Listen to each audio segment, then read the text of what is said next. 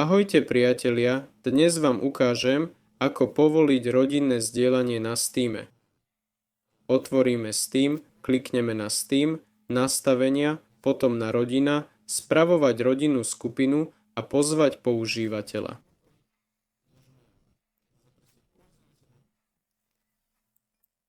Vyhľadáme priateľa, ktorého chceme pozvať a zadáme jeho meno.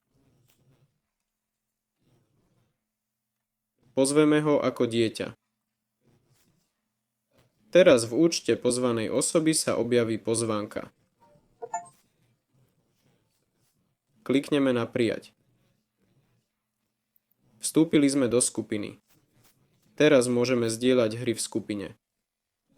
Ďalej musíme potvrdiť vstup do rodinnej skupiny cez e-mail. Potom to bude vyzerať takto.